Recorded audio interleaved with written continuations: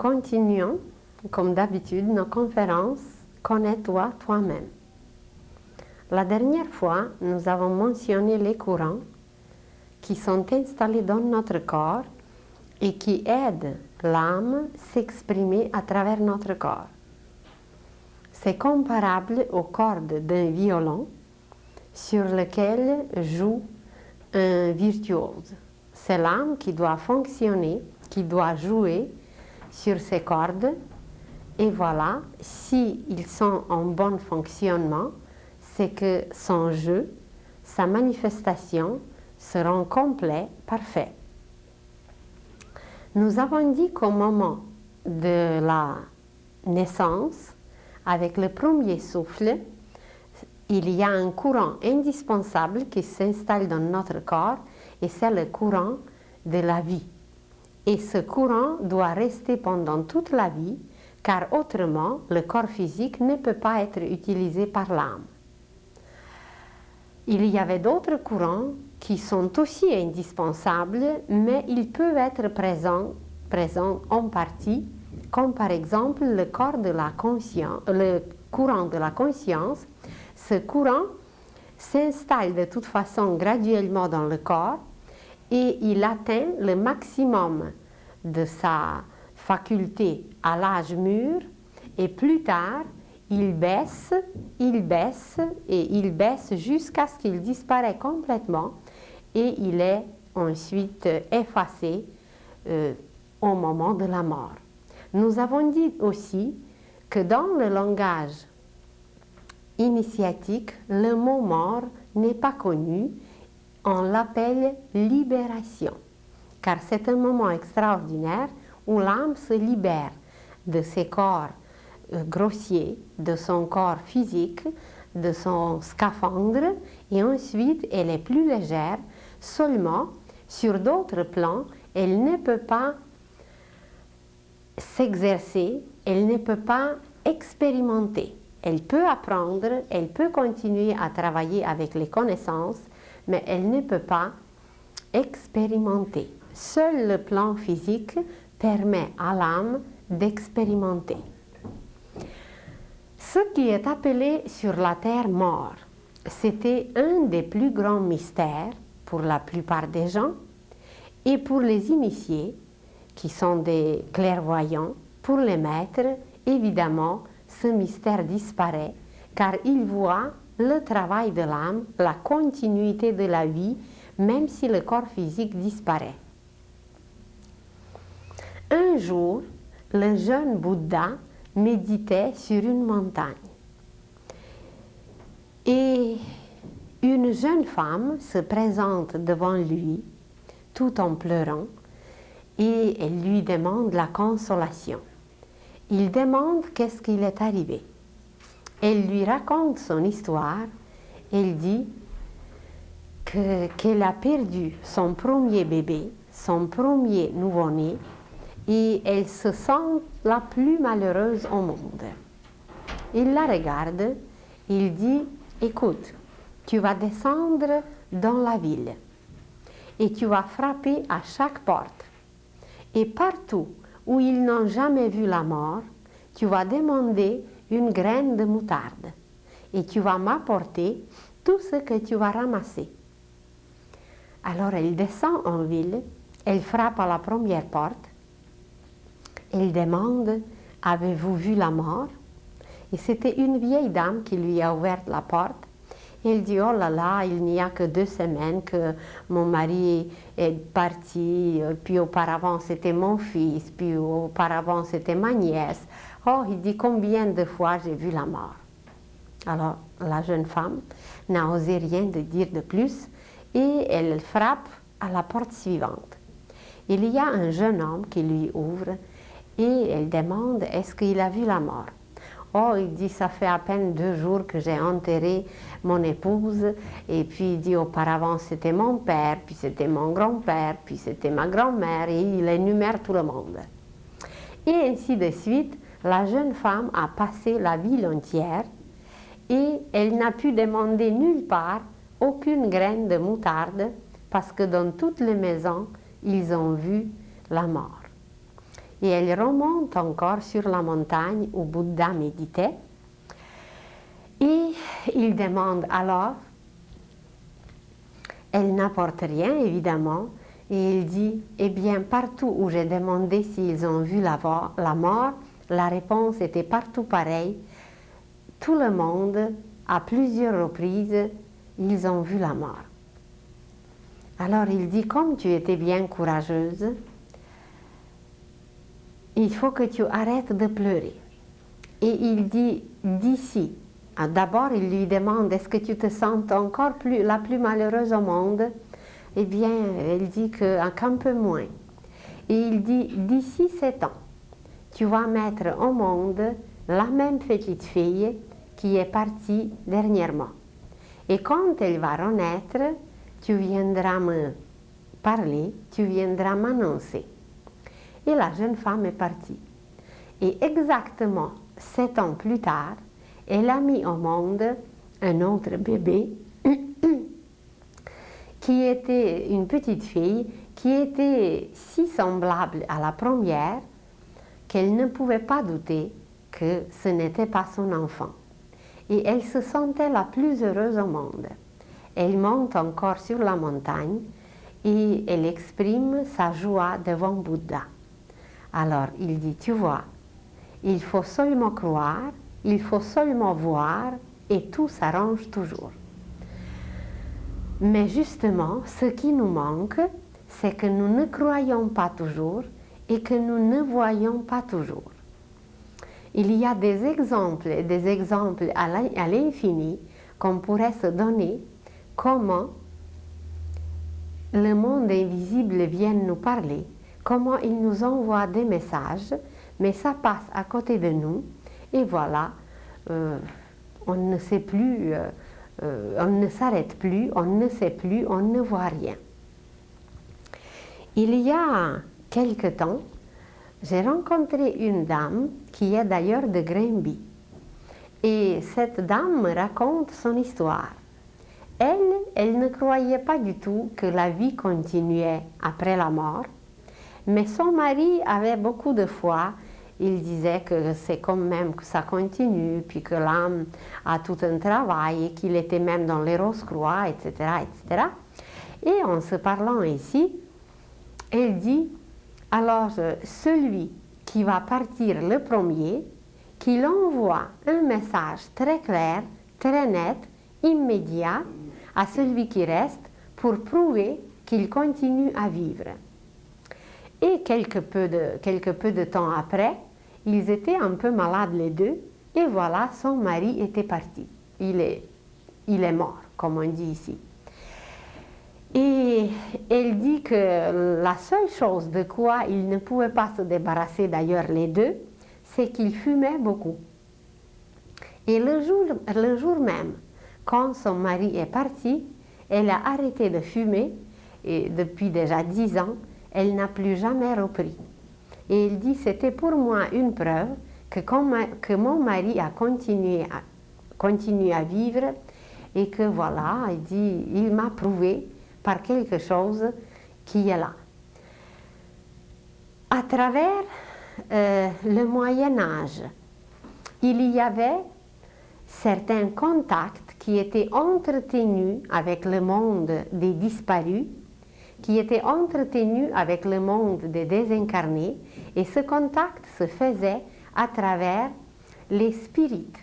Vous avez sûrement entendu parler des spirites. C'était des médiums, c'était certaines personnes qui offraient leur corps, leur fluide subtil, à travers lequel un désincarné, un esprit qui n'était plus sur la terre, pouvait parler, pouvait se manifester. Et un des buts du spiritisme, c'était justement de garder ce contact et de donner à ceux qui s'intéressaient certaines preuves que la vie après la mort continue. Ça, c'est le passé. Évidemment qu'aujourd'hui, il ne faut plus entretenir ces pratiques, car pour l'éveil de la conscience, pour développer une clairvoyance volontaire, ces pratiques même peuvent nous empêcher. Alors, ce sont des pratiques du passé, il ne faut même plus y penser, ça existait, ça avait son rôle à jouer, mais aujourd'hui, ce n'est plus à utiliser, car dans cette médiumnité qui est mécanique, où le corps est offert à un esprit désincarné, il peut arriver des choses même fâcheuses à travers lesquelles notre corps astral, notre corps mental, notre conscience ne veut plus revenir sur la terre. Et si le médium qui offre un de ses corps pour un esprit désincarné, si ce médium est dérangé très brusquement, il peut se produire une rupture où le corps ne revient plus, la conscience ne revient plus, et ça peut même se terminer par la mort.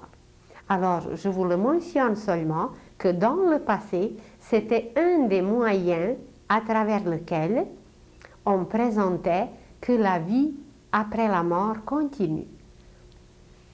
La science va découvrir des choses extraordinaires et toute la Terre va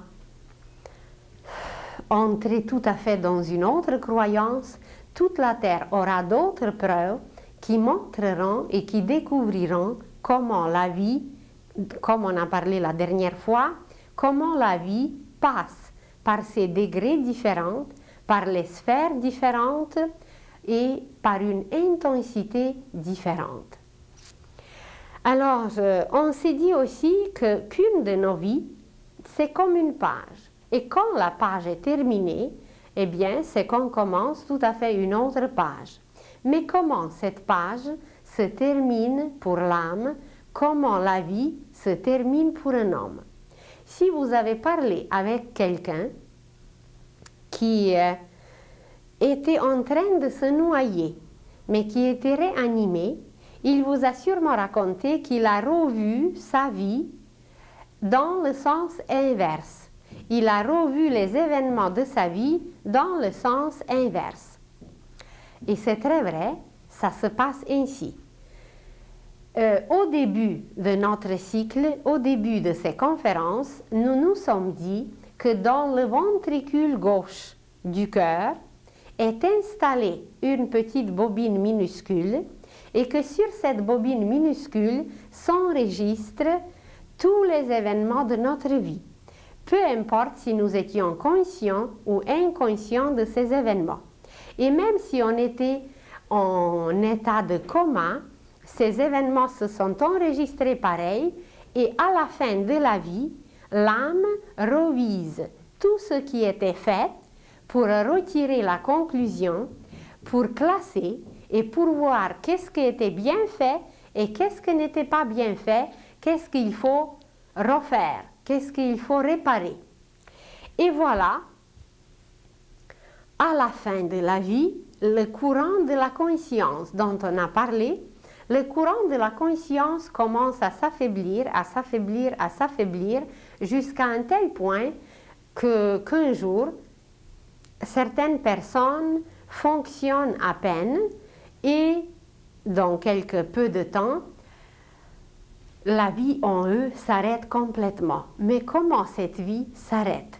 On s'est dit que pour fonctionner, pour le fonctionnement du corps physique, le courant de la vie est indispensable et qu'il est enraciné dans le cœur.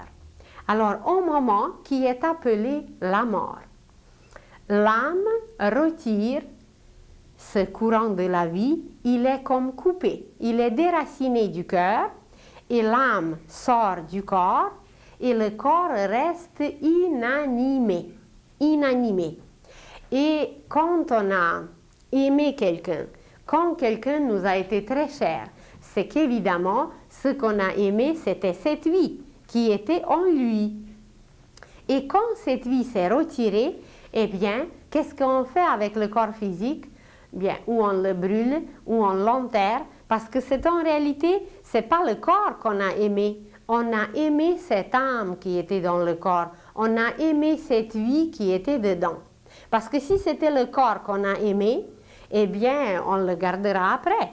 On l'admirera après. Pourquoi on va l'enterrer s'il était si beau? Par exemple, il y a des cas où la personne meurt en pleine manifestation, en pleine santé, elle meurt par un accident assez jeune.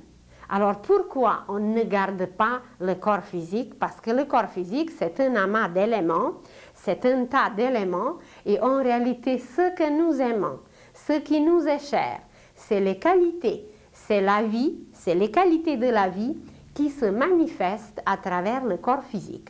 C'est comme un violoniste, on a parlé des virtuoses, un virtuose, après le concert, eh bien, il cache, il place et il arrange son instrument, même s'il l'aime beaucoup, même s'il est très utile, mais quand c'est fini, c'est fini. Et ce qui est aimé, ce qui est apprécié, ce qui est adoré, c'était la vie qui était dedans.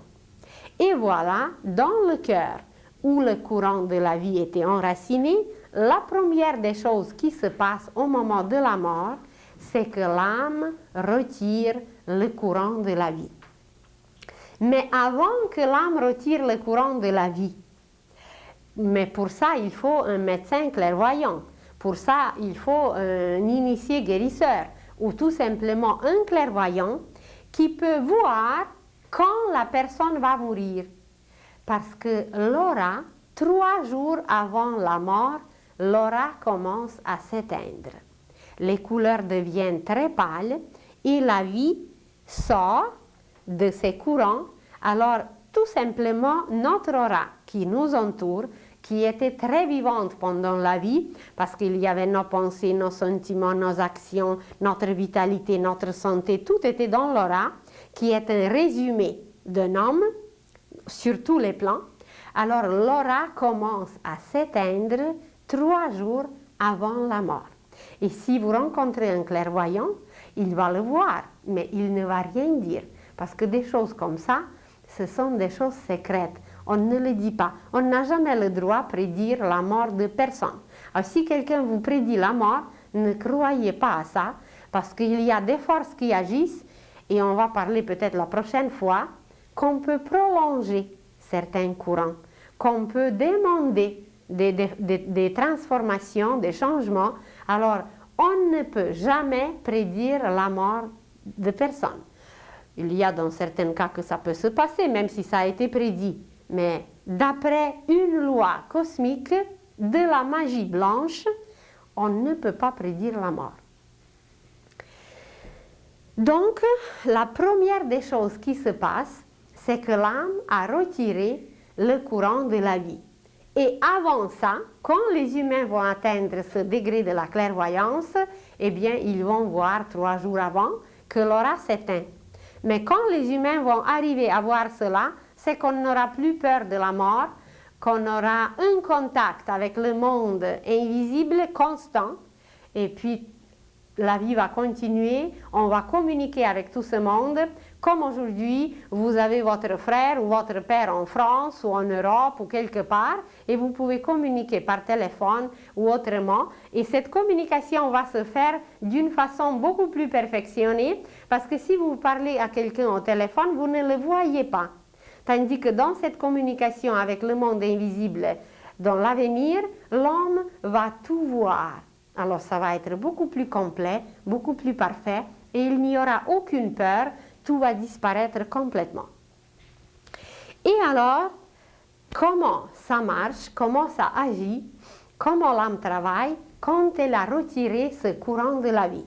La première des choses, donc, elle retire le courant de la vie. Mais encore une autre première, c'est que l'aura commence à s'éteindre 3 jours avant la mort. Et la deuxième des choses, l'âme déracine le courant de la vie. Et voyez, on s'est dit que ce courant est enraciné avec le premier souffle et il est déraciné avec le dernier soupir. Avec le dernier soupir, ce courant de la vie sort complètement de la personne et le sang, qui est un liquide extraordinaire, n'est plus animé. L'âme n'habite plus le corps et c'est pour ça eh bien, qu'on s'occupe après du corps et qu'on essaye de l'éloigner le plus tôt possible, parce qu'il y a un autre degré de la vie qui s'installe dans ce corps, même s'il n'est pas animé par l'âme. Il y a, comme on s'est dit, des degrés différents de la vie, et il y a une vie descendante, une vie qui est dans un état de décomposition, qui s'installe, et il y a des petites créatures et des petits esprits qui commencent tout à fait un autre travail. Eh bien, comme ça ne va pas avec notre rythme, on éloigne un tel corps. Alors, l'aura commence à s'éteindre 3 jours avant la mort, et ensuite, l'âme retire le courant de la vie. Quand le courant de la vie était retiré, immédiatement, à l'instant même, l'âme commence à regarder la petite bobine qui était dans le ventricule gauche du cœur, où tous les événements de la vie étaient enregistrés. L'âme commence à les regarder dans le sens inverse. La petite bobine se déroule comme un film, et l'âme regarde qu'est-ce qui était bien fait, qu'est-ce qui était fait moins bien, qu'est-ce qui est à réparer, à corriger, etc. Et le travail le plus important, le plus indispensable, c'est de regarder cette bobine, c'est de retirer les images, c'est de les bien classer, car de ce travail va dépendre la page suivante de notre livre. Qu'est-ce que c'est la page suivante? Eh bien, c'est la prochaine vie. La prochaine et même plusieurs vies, plusieurs pages peuvent dépendre de ce travail de l'âme qu'elle fait immédiatement après la mort, ce qu'on dit après la mort ou après sa libération. Si nous regardons ce processus du point de vue de l'âme, eh bien, ce n'est pas la mort, ce n'est pas un arrêt, c'est une libération. L'âme s'est libérée et voilà, elle analyse qu'est-ce que la conscience, le corps, le violon, comment ça a été joué, comment ça a été fait. Et ce travail se fait pour une vie moyenne, une vie de 60 ans, de 70 ans, pour une vie moyenne de 18 heures, la durée est de 18 heures jusqu'à 48 heures. Et vous le savez très bien que chez la plupart des peuples, le corps physique est gardé pendant 3 jours après la mort, ce qui veut dire que c'est tout ce temps, même si personne ne savait expliquer pourquoi il fallait le garder pendant 3 jours, c'est qu'il savait, on savait depuis longtemps à travers des initiés, des maîtres, on savait intuitivement qu'il y a un travail qui se fait. Et ce travail, c'était un travail véridique. L'âme retirait des images, elle les classait pour préparer plus tard la vie future, pour préparer les beaux plans, comment s'organiser, quoi faire, quoi réparer, quoi payer, etc. dans l'avenir. Et ce qui est encore plus extraordinaire, c'est que l'âme, pendant ce travail, ne doit pas être dérangée.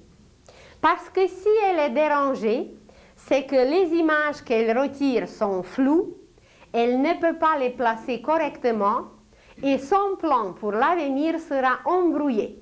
Et si vous prenez un architecte qui doit bâtir une maison ou si vous prenez n'importe quel métier où il y a un plan à accomplir, si le plan est embrouillé, comment voulez-vous que les murs, la bâtisse soient tout correctes, toutes droites et bien faites? C'est tout simplement que nous, par notre ignorance, alors on empêchait ce travail merveilleux, ce travail le plus important de l'âme, et jusqu'aujourd'hui, elle est très empêchée pour l'accomplir. Eh bien, le premier empêchement, c'est les bruits. Et seul Dieu sait combien on pleure auprès de quelqu'un qui s'en va, au lieu de se réjouir, au lieu de se dire, bien, finalement, il est libéré, il a accompli son travail, il a d'autres choses à faire, eh bien, on se met à lamenter. Et ça allait si loin qu'il y avait des femmes qui étaient spécialement payées pour pleurer. Elles s'appelaient des pleureuses. les pleurnicheuses, non, les pleureuses. Alors, il y avait des femmes qui étaient spécialement appelées pour faire des bruits, pour pleurer, pour crier. Eh bien, l'âme était empêchée, évidemment, et puis, pas nécessaire de mentionner d'autres choses, ça allait jusqu'aux bagarres au sujet de l'héritage. Et puis, tout ce qui se passe autour d'un décédé, c'est pas sûrement un silence, mais c'est des pleurs, c'est des bruits, ça allait jusqu'au vacarme et la bagarre.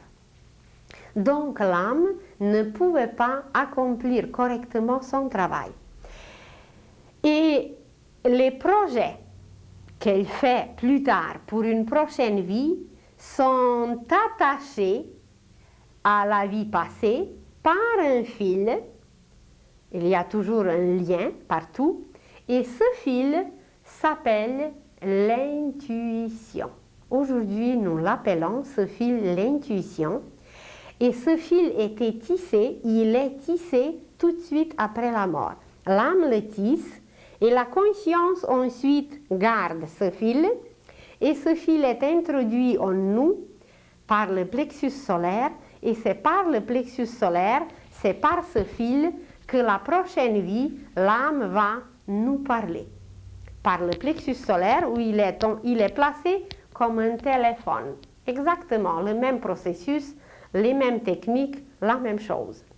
Et si les images étaient bien vues, si les images étaient bien placées, classées, etc., bien analysées, si les conclusions étaient bien retirées, si tout était correct, c'est que ce fil était fort, le fil était bien filé, et dans la prochaine vie, quand on va répéter les mêmes erreurs, quand on va répéter ce qu'on a mal fait jadis, quand on va s'approcher de quelque chose qu'on a mal fait jadis, par ce fil de l'intuition, qui est appelé aujourd'hui la voix intérieure, l'âme va nous envoyer un message et elle va dire, écoute, je t'en prie, ne répète pas encore le même défaut parce que tu vas payer cher. Et la personne s'éloigne gentiment et elle ne touche plus. Imaginez que quelqu'un a exagéré dans une vie passée et qu'il a trop bu. Il a bu, il est devenu ce qu'on appelle un ivrogne.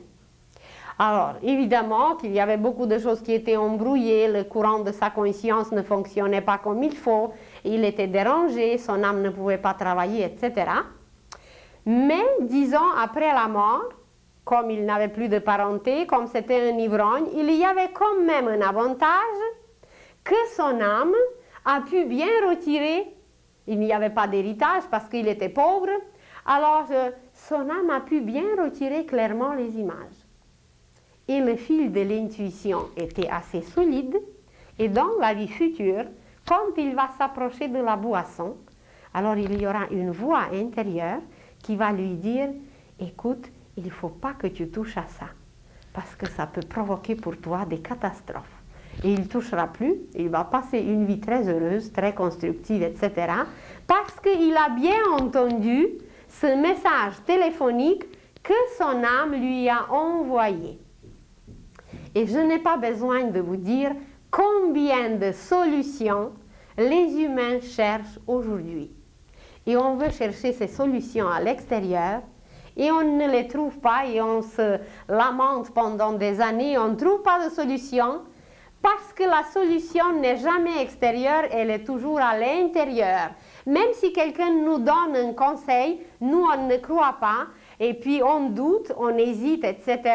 Alors même ces conseils ne valent rien du tout, parce que ce n'est pas les conseils extérieurs, ce n'est pas les solutions extérieures qui ont une valeur, c'est nos propres solutions. Parce que ce qui est une bonne solution pour quelqu'un, ce n'est pas nécessairement la même pour nous, à cause de nos expériences, à cause de notre passé, à cause de nos qualités, etc.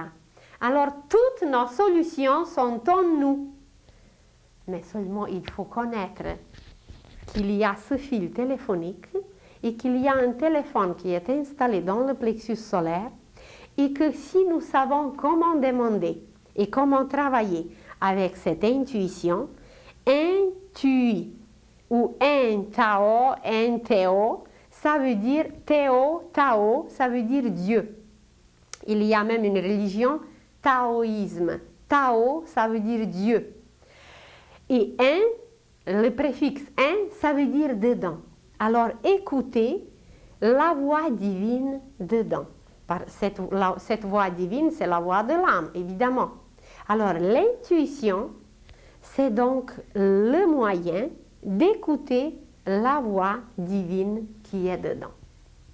Et c'est la seule solution unique qui est valable pour nous, et nous ne trouverons jamais, nulle part, des solutions si bonnes comme celle qui nous attend en nous, comme celle que l'âme nous a préparée, parce que notre âme, elle est la seule qui connaît toutes les images du passé, toutes les pages du passé, toutes les causes de tout, et c'est elle qui nous envoie toujours les meilleures solutions. Quand nous allons parler de la pensée, vous verrez que celui qui a un état conscient ne permet pas d'écouter cette voix intérieure, c'est l'intellect. Notre intellect est comparable à un jeune étudiant qui est en formation. Il n'est pas encore formé, il se prépare, mais même s'il n'a pas fini ses études, il se prend déjà pour un directeur. Alors, ces solutions, ces directives ne sont pas toujours sages. Et c'est pour ça qu'on disait, à travers les initiations, qu'à travers les sciences initiatiques, on disait qu'il ne faut pas écouter le raisonnement, mais qu'il faut écouter toujours le cœur. Car le cœur, c'est un vrai sage qui connaît tout. Il est beaucoup plus expérimenté, il sait beaucoup plus. Et en réalité, ce n'est pas tellement le cœur physique, mais c'est le plexus solaire qui est appelé dans la science initiatique le cœur initiatique. Si vous regardez l'image de Jésus, comment il est présenté, son cœur n'est pas placé là où est notre cœur physique, mais son cœur est placé au milieu. Et autour de ce cœur, au milieu, il y a une petite flamme. Eh bien, c'est le cœur initiatique. Tous les initiés, d'ailleurs, sont clairvoyants et ils voient ces choses. Alors, c'est très simple, c'est très naturel pour eux de présenter ces choses telles qu'elles sont. Donc, le travail qui est extrêmement important, c'est ce travail de tisser le fil de l'intuition, de faire ce lien avec la voix intérieure, car c'est grâce à cette voix que par la suite, l'homme sera capable de corriger ses erreurs, de les éliminer et de les éviter. Et quand l'âme a accompli, à partir de 18 heures jusqu'à, ça peut aller jusqu'à 48 heures, selon le nombre d'expériences, quand l'âme a accompli ce travail, eh bien, elle reste encore auprès du corps. Et vous savez que il y a des funérailles qui se passent, il y a toutes ces cérémonies, toutes ces rites qui se passent autour du corps, mais l'âme reste encore auprès du corps. Pourquoi? Parce que, comme on a parlé, que le corps physique, c'est juste un vêtement. C'est comme le manteau d'hiver. Mais au-dessous de ce manteau d'hiver, ou au-dessous de ce scaphandre qui est le plus grossier, il y a encore d'autres vêtements, il y a encore d'autres corps. Alors, le manteau d'hiver est enlevé et l'âme se trouve habillée en veste, en costume. Alors, ce costume, c'est le corps éthérique. Et le corps éthérique continue à fonctionner comme il faut, il est tout en vigueur, tout marche bien, et pendant 40 jours, le corps éthérique s'affaiblit, s'affaiblit, s'affaiblit, s'affaiblit, jusqu'à ce que le 40e jour, dans certains cas c'est un peu avant, mais ça va jusqu'à 40 jours, le corps éthérique meurt. Et moi, je me suis toujours demandé pourquoi, dans les églises orthodoxes, le 40e jour après le décès de quelqu'un, on donnait et on faisait une messe. Jamais su pourquoi. Bon, c'était pour l'âme, c'était comme ça. Mais aujourd'hui, je le sais, c'était des funérailles du corps éthérique. Comme ça s'est passé aux funérailles du corps physique, alors 40 jours après, c'est le corps éthérique qui s'est complètement affaibli et la vitalité est partie de ce corps éthérique. Et le corps éthérique, pendant ces 40 jours, peut apparaître aux certains comme ce qui était connu à travers l'histoire comme des fantômes. Alors des fantômes, c'est le corps éthérique qui apparaît. Une personne qui était extrêmement attachée aux biens matériels, qui était avare, qui était très liée avec la matière physique, cette personne aura la difficulté de se détacher de la terre. Et surtout si la personne ne croyait pas que la vie continue après la mort, cette personne sera attachée à la famille, à ses biens, à ses trésors, à tout ce qu'elle a aimé pendant la vie et surtout à ce qu'elle n'a pas pu réaliser. Alors, dans tout ce désir de se réaliser, de garder ses trésors, de s'attacher à la matière, cette personne va apparaître dans son corps éthérique, mais comme ce corps est fluidique, alors on dit le fantôme. Mais c'est surtout cet attachement à la matière qui rend le corps éthérique très vigoureux, très vivant, et voilà, ce fantôme apparaît. Il y a des fantômes, par exemple, très souvent autour des bars. Les ivrognes, ceux qui aimaient beaucoup l'alcool, comme ils n'ont plus de corps physique, mais le goût, le désir de boire reste. Alors, s'il y a un clairvoyant, il peut vous décrire à merveille ce qui se passe autour des bars. C'est incroyable. C'est plein de fantômes qui cherchent à se nourrir au moins par des émanations, par des évaporations de l'alcool, parce qu'ils ne peuvent plus boire, ils ne possèdent plus le corps physique. Si vous voyez comment il y a les fantômes auprès des trésors, dans les banques par exemple, là où il y a les trésors, je ne sais pas, ou ailleurs, où il y a les plus grands trésors cachés, comme le corps physique est disparu au niveau éthérique, ils ont une perception qui va à travers, ils peuvent traverser les murs. Alors c'est très facile de voir où se trouvent les trésors et ils jouissent, ils sont vraiment accrochés à ces trésors, surtout si c'était un avare pendant la vie qui désirait de gagner le premier prix à la loterie, il n'a jamais gagné. Alors dès que quelqu'un gagne quelque chose quelque part, ils vont être tous là, accrochés, attachés à ces trésors. Et si c'était une personne qui n'était pas du tout attachée à la matière, cette libération sera très facile. Cette libération ne sera pas du tout douloureuse parce que ce qui rend la vie après la mort douloureuse, c'est justement cet accrochement, cet attachement à la matière.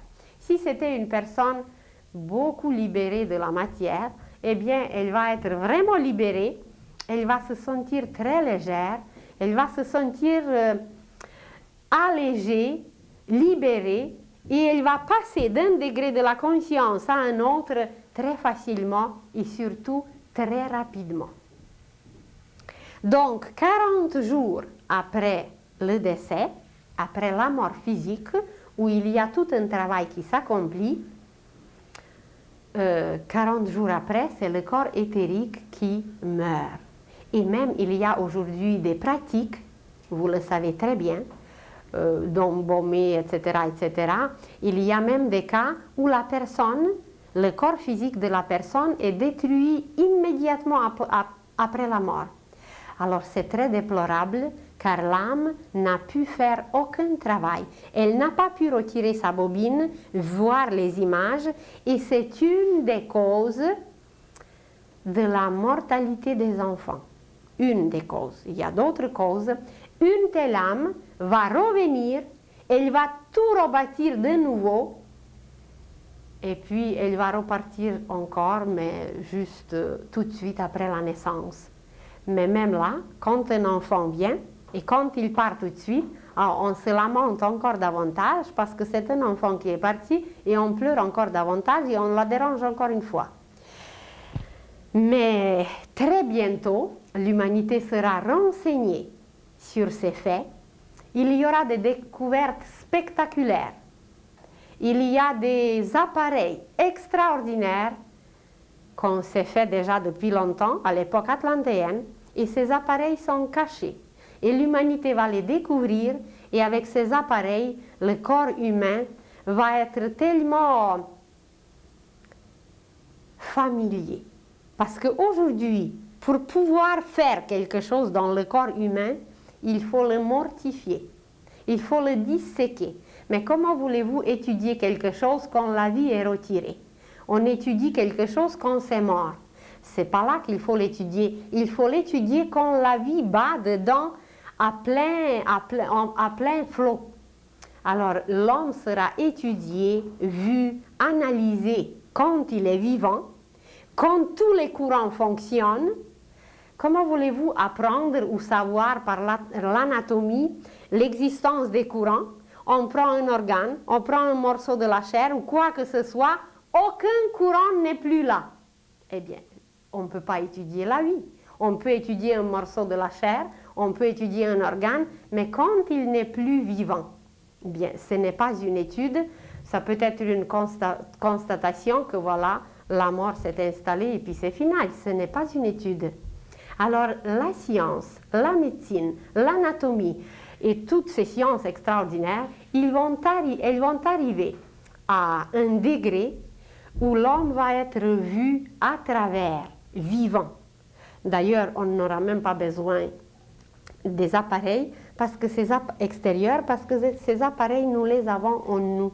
On va juste voir l'homme tel qu'il est, vivant, en pleine vie, et là, on pourra l'analyser, là, on pourra constater comment il est composé, comment ça marche, etc. Et alors, Oui, je vous ai mentionné que ces pratiques d'aujourd'hui sont déplorables pour l'âme, parce qu'on ne reconnaît pas l'âme. Il y a une équipe de scientifiques aux États-Unis qui ont fait les expériences, qui ont pesé le corps à quelques instants avant de mourir et tout de suite après la mort. Et ils ont découvert que le poids n'était pas le même. Et comme il y avait quelques-uns parmi ces scientifiques qui croyaient que la vie continue après la mort, ils ont dit que c'est l'âme qui pèse, que c'est l'âme qui produit ce changement dans le poids parce que l'âme s'est retirée. C'était peut-être très vrai, mais il y a encore d'autres découvertes qui seront faites. Alors déjà, les scientifiques se dirigent vers le côté de l'âme. Il y a une équipe de médecins à Toronto qui observe énormément les effets curatifs des médicaments selon la foi de la personne, si elle croit qu'elle va guérir, si elle a la foi qu'elle va guérir ou si elle n'a pas la foi. Et ils ont constaté que si la personne a la foi, c'est que le médicament agit de 90% jusqu'à 98%. Et si la personne n'a pas la foi, le médicament n'agit pas plus que 10%. Ben, 10%, c'est presque rien. Qu'est-ce que c'est 10%? Ah, vous voyez, et même la médecine va découvrir un jour que la meilleure pharmacie, la meilleure puissance, le meilleur médecin, il est en nous, c'est justement le plexus solaire qui emmagasine, qui réserve en nous toutes les puissances de l'univers. Et si on savait comment puiser, c'est non seulement qu'on peut se régénérer, mais on va même procréer, on va former les enfants par le plexus solaire, mais ce n'est pas pour tout de suite, c'est pour plus tard. Alors, qu'est-ce que c'est donc la mort? La mort, c'est la libération de l'âme du corps physique. Elle retire le courant de la vie, mais en même temps, se retire d'autres courants et surtout, on va parler de ces deux courants principaux. Le courant de la conscience se retire aussi, mais le courant de la conscience a pu commencer à se retirer beaucoup plus avant la mort, tandis qu'au moment de la mort, le courant de la vie est retiré clairement, nettement, d'un seul coup.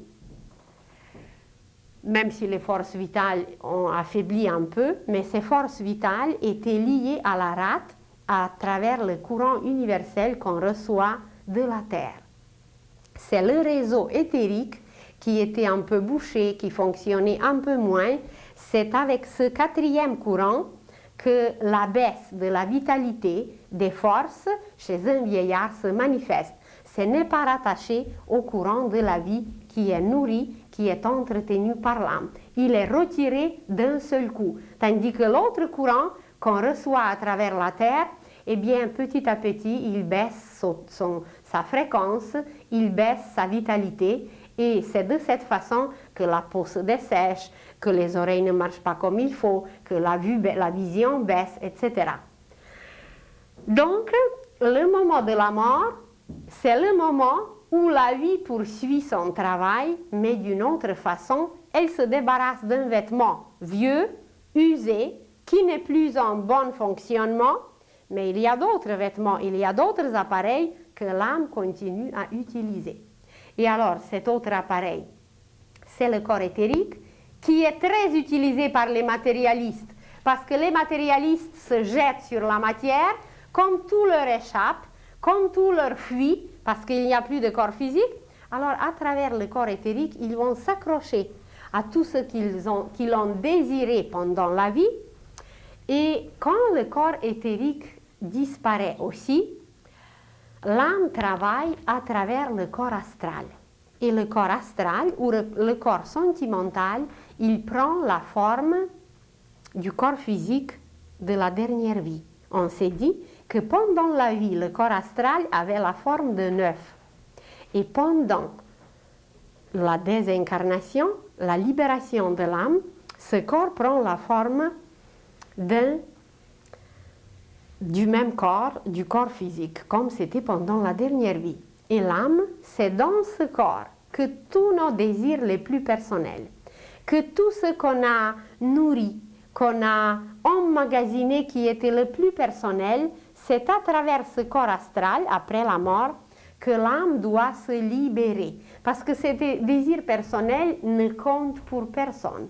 Si ce n'était pas désir humanitaire, désir pour aider tout le monde, pour aimer tout le monde, ces désirs forment une matière qui est lumineuse, une matière astrale lumineuse qui nous propulse vers les sphères supérieures, et le passage après la mort est très facile. Mais si on avait trop de désirs personnels, si on était très accroché à la matière, c'est qu'on a emmagasiné dans ce corps astral des matières astrales lourdes, collantes, et ces matières sont tellement solidifiées, collées sur la conscience, que pour se débarrasser de ces matières, l'âme passe par un passage très pénible qui est appelé dans la terminologie religieuse le purgatoire. Alors ce purgatoire, c'est tout simplement une libération, un nettoyage, une purification de toutes les matières lourdes, solidifiées, collées, qu'on a emmagasinées, qu'on a gardées pendant notre vie comme des désirs les plus personnels qui ne servaient à personne. Et vous prenez par exemple un constructeur qui a fait sa journée où il a travaillé. Et on le sait que pour travailler, on prend un vêtement spécial. Et ce vêtement spécial ensuite est sali, il est taché par toutes sortes de matières.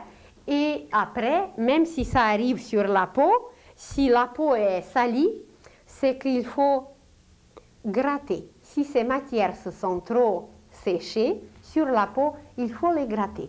Alors, au niveau astral, après la mort, au niveau de la conscience, tout ce qui s'est collé trop, qui était trop collant pour nous, parce que ça nous concernait, c'était trop personnel, c'était trop pour nous, trop égoïste, trop égocentrique. Alors, il faut se libérer de ces matières parce qu'on ne peut pas aller plus loin. Ça nous rattache à une certaine sphère et puis ça fait comme du plomb dans les talons. On ne peut pas s'élever. Ça nous alourdit. Et le purgatoire, eh bien, ce n'est rien d'autre que le détachement, que la purification de ces matières, de ces désirs personnels. Et ceux qui connaissent la philosophie hindoue, c'est à cause de cela. Dans la philosophie hindoue, on enseigne de se libérer des désirs personnels, de ne pas vouloir s'accaparer, dominer, tyranniser et d'accomplir toutes ces pratiques parce qu'ils savent, comme ils ont gardé un peu plus cette perception post-mortem, ils savent qu'après le passage est extrêmement pénible. Alors, si nous regardons juste en vitesse, au niveau physique, le corps physique passe par la mort. On l'appelle de cet mot et on va encore l'utiliser, même si pour l'âme c'est une libération. Si nous regardons du point de vue de l'âme, c'est une libération. Au niveau du corps éthérique, l'âme fait le panorama de sa vie passée. Alors ça correspond au plan éthérique, mais ce plan éthérique, il est contenu encore dans le plan physique. Et voilà, quand le panorama est passé, après, l'âme entre dans le purgatoire où elle passe par cette élimination des matières lourdes, des matières très collantes, des matières qui l'empêchent de fonctionner en haut, des matières qui sont trop lourdes, et le mot correspond très bien parce que c'est en réalité vraiment le purgatoire, c'est la purification, c'est la vraie libération de l'âme. Vous allez voir sur une image. Et ce purgatoire est régi, alors le purgatoire correspond au plan astral inférieur. Sur ce plan astral inférieur, la souffrance purifie l'âme par l'effet de décoller ces matières égoïstes, égocentriques, et c'est lié à la loi de la répulsion. La loi de la répulsion, ça veut dire de repulser, de renvoyer, de décoller ces matières collantes qui ne permettent pas à s'élever au niveau de la lumière, au niveau de la conscience de l'âme et aller dans d'autres régions. La prochaine fois, nous parlerons comment l'âme continue son travail, comment elle poursuit son chemin, car rien ne s'arrête au purgatoire. Même si elle a passé par cette région, même si elle s'est libérée, alors il y a un autre chemin à faire, il y a d'autres degrés à suivre et la vie continue. Donc, vous voyez que à travers ce qui est appelé mort, à travers ce qui est considéré comme un arrêt absolu, rien n'arrête, car la vie continue et nous allons arriver à nous lier à cette vie éternelle où en réalité on ne perdra jamais plus le lien avec l'âme, où on travaillera par le fil de l'intuition constamment, on sera en contact constant et puis on saura à chaque instant qu'est-ce qui se passe avec qui, avec nous, avec les autres, avec les êtres qui nous sont chers, comment ça marche, comment ça fonctionne, parce que rien n'arrête. Et le corps physique, même s'il était rejeté comme un vieux vêtement, comme un vieux manteau d'hiver, eh bien l'âme va refaire un autre corps, un autre manteau, beaucoup plus perfectionné, sans trous, sans des parties usées. Elle va tout simplement le faire mieux.